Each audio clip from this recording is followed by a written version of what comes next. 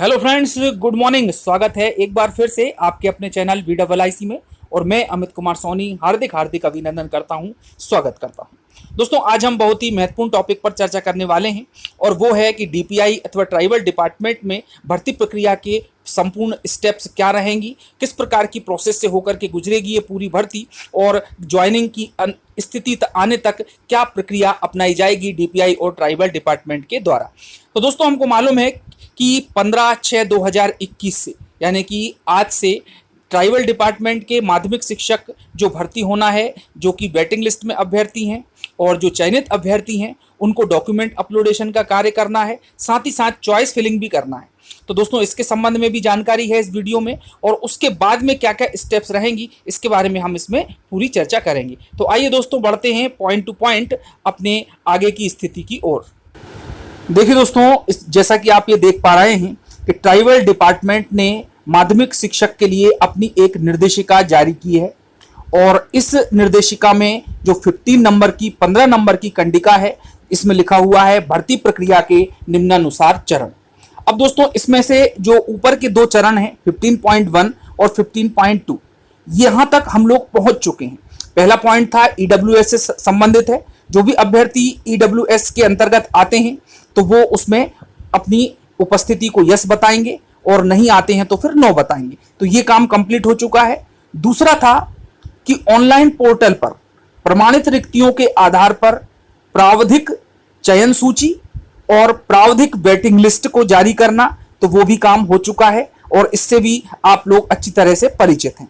चलिए दोस्तों, अब आते हैं हम 15.3 पॉइंट पर, जो कि हमारे महत्व का है कि प्रावधिक सूची में जिन अभ्यर्थियों के नाम प्रदर्शित किए जाएंगे उन्हें निर्धारित फीस जमा कर MP ऑनलाइन पोर्टल पर निर्धारित अवधि में अपने दस्तावेज अपलोड करने होंगे। और दोस्तों, अब यहां से हमारी प्रक्रिया शुरू होती है, जो कि 15 तारीख से प्रारंभ हो रही है, यानी कि आज से प्रारंभ हो रही है। इसके लिए आपको MP ऑनलाइन पोर्टल पर जाना होगा और वहां से निर्धारित फीस जमा करके पूरी प्रोसीजर करना होगी। चलिए आगे है कि दस्तावेज अपलोड करते समय अभ्यर्थी को यह प्रविष्टि करनी होगी कि वह किस जिले में अपने दस्तावेजों का सत्यापन कराना चाहता है। ठीक है दोस्तों, अतिथि शिक्षक, यदि कोई अतिथि शिक्षक है तो वह उसी जिले में दस्तावेज का सत्यापन कराएगा जिस जिले में उसके द्वारा अतिथि शिक्षक के रूप में कार्य किया गया है। यदि वह भोपाल जिले का है, ग्वालियर का है, सतना का है, तो उसको वहीं पर जाकर के सत्यापन करवाना होगा। अब दोस्तों, ये तो हुई एक जिले में कार्य करने वाले अतिथि शिक्षक की कंडीशन। अब यदि कंडीशन नंबर 2 आती है कि उसने अतिथि शिक्षक के रूप में 2 या अधिक जिलों से काम किया है, ठीक है, तो उन जिलों में से किसी भी एक जिले को वह चुन सकता है और सत्यापन वहां पर जाकर के करवा सकता है। लेकिन कार्यालय का जो चयन है उसका अंतिम अधिकार आयुक्त आदिवासी विकास का होगा। ठीक है दोस्तों, अब दस्तावेज सत्यापन के जिले के निर्धारण करने के बाद में अगली बात आती है आपकी विद्यालयों के चयन की। तो दोस्तों, अभ्यर्थियों को पोर्टल पर दर्शाई गई रिक्तियों के आधार पर अंतिम रूप से चयनित हो जाने की दशा में पद स्थापना संबंधी विकल्प चॉइस फिलिंग भी इसी स्तर पर प्रस्तुत किया जाना अनिवार्य होगा। यह पुनः स्पष्ट किया जाता है कि दस्तावेज सत्यापन एवं वास्तविक रिक्तियों के आधार पर अंतिम रूप से चयनित अभ्यर्थी ही नियुक्ति के लिए पात्र माने जाएंगे। शाला विकल्प प्रावधिक रूप से प्रतीक्षा सूची में अंकित अभ्यर्थियों से भी प्राप्त किया जा रहा है। दोस्तों ध्यान रखना, वेटिंग लिस्ट वालों को भी चॉइस फिलिंग करना है, डॉक्यूमेंट अपलोड करना है, और जो सूची में है जिनका की सिलेक्शन हो चुका है उनको भी अपलोड करना है, परंतु उन्हें शाला आवंटन की कार्यवाही नियुक्ति किए जाने की दशा में ही विचार में ली जा सकेगी। जब फाइनल लिस्ट उनकी आ जाएगी तो उसके बाद ही ये कार्यवाही की जाएगी कि उनको नियुक्त किया जाना है या नहीं किया जाना, और शाला का आवंटन भी उसके बाद ही किया जाएगा। तो यहां पर बिल्कुल स्पष्ट हो गई दोस्तों, क्लियर स्थिति हो गई। उसके बाद अगला पॉइंट है जो संबंधित है दस्तावेज सत्यापन से।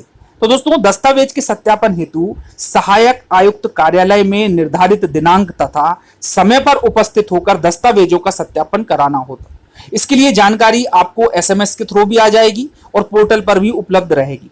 सत्यापन के समय अभ्यर्थी को अपने मूल दस्तावेज एवं उनकी स्वप्रमाणित प्रतियों के 2 सेट साथ में लाने होंगे। कितने सेट लाना होंगे दोस्तों? इसके 2 सेट बनाना होंगे और ये सेट सत्यापन के दौरान संबंधित अधिकारी द्वारा मूल दस्तावेज से मिलान कर कार्यालय में जमा कर लिए जाएंगे तथा इसका ऑनलाइन प्रमाणीकरण भी किया जाएगा। यानी कि आपके जो दस्तावेज हैं उनका ऑनलाइन यूनिवर्सिटी से कि आपकी डिग्री कहीं फॉल्ट तो नहीं है, फ्रॉड तो नहीं है, फर्जी तो नहीं है इत्यादि का प्रमाणीकरण किया जाएगा। उसके उपरांत ही फिर सत्यापन में उपस्थित होने एवं दस्तावेजों के प्रमाणीकरण की स्थिति की ऑनलाइन जनरेटेड पावती संबंधित को प्रदान कर दी जाएगी, जिसमें एक रेफरेंस नंबर होगा। निर्धारित तिथि तथा समय पर सत्यापन हेतु उपस्थित न होने वाले अभ्यर्थी चयन जो होंगे उनको अयोग्य माना जा सकता है यदि वो सत्यापन में उपस्थित नहीं होंगे तो दस्तावेज सत्यापन में किसी प्रकार के संशोधन का अनुरोध स्वीकार नहीं किया जाएगा। दोस्तों अभी हाल ही में इस पर जो डीपीआई ने दिया है कि जिनका सत्यापन रह गया था, काफी संख्या में रह गए थे, करीब 650 के आसपास कैंडिडेट थे, उनको 16/6/2021 को फिर से दस्तावेज सत्यापन के लिए बुलाया गया है। ठीक है दोस्तों, तो इसमें भी ये कार्रवाई हो सकती है, लेकिन कोशिश ये रहे कि दस्तावेज सत्यापन करवाने सभी लोग पहुंचे, कोई एब्सेंट ना रहे। उसके बाद में अगला पॉइंट है कि सत्यापन के उपरांत अंतिम रूप से अर्ह पाए गए अभ्यर्थियों की प्रथम चरण की चयन सूची, यानी कि जो अंतिम चयन सूची होगी वो दस्तावेज सत्यापन के उपरांत जारी की जाएगी। उसके बाद में प्रतीक्षा सूची एवं नियुक्ति आदेश जारी करने की प्रक्रिया भी इसी में शामिल है।